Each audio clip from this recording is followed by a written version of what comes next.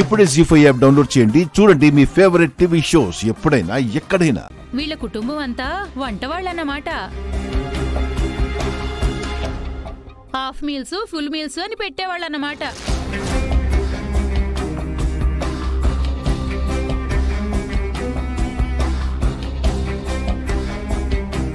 అవునండి, మా అమ్మగారిది హోటలే.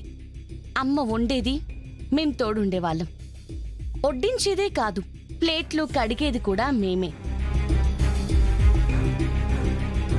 ముగ్గురు ఆడపిల్లల నా తల్లికి ఆసరా ఆ మెస్సే. మా జీవనోపాధి కూడా అదే. అందులో వచ్చిన దాంతోనే మేం తిన్నాం, అందులో దాచిన దాంతోనే మేం చదువుకున్నాం, దాంతోనే మేం ఎదిగాం.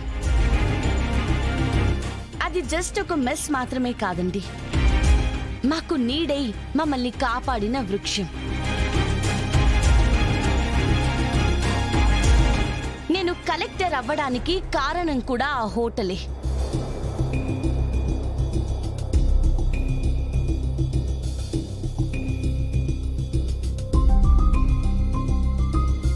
అయినా గతం చెప్పుకోవడానికి నాకేం ఇబ్బంది లేదు.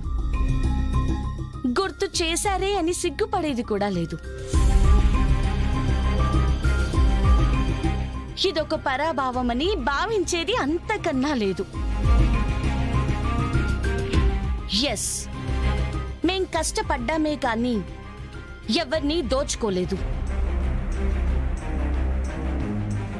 మా కష్టం మేం దాచుకున్నాం కాబట్టే అవును, అది మా మెస్సే అని మేము గర్వంగా చెప్పుకోగలుగుతున్నాం.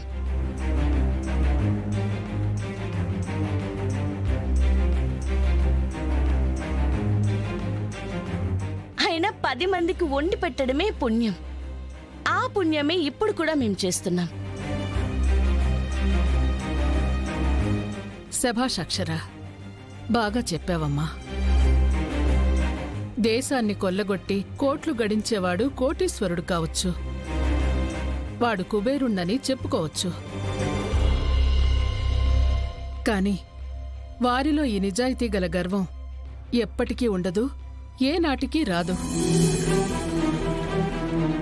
దోచుకున్నదంతా ఎవరొచ్చి ఎప్పుడు లాక్కెళ్ళిపోతారోననే భయమే వాళ్లలో ఉంటుంది. ఇది కదా రోల్ మోడల్, అది కదా నేర్చుకోకూడనిది.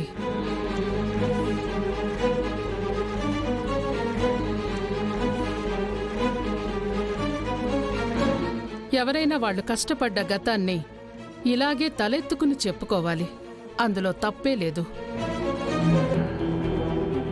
హేళనగా అనేవాళ్లని చెప్పుతో కొట్టినా తప్పులేదు.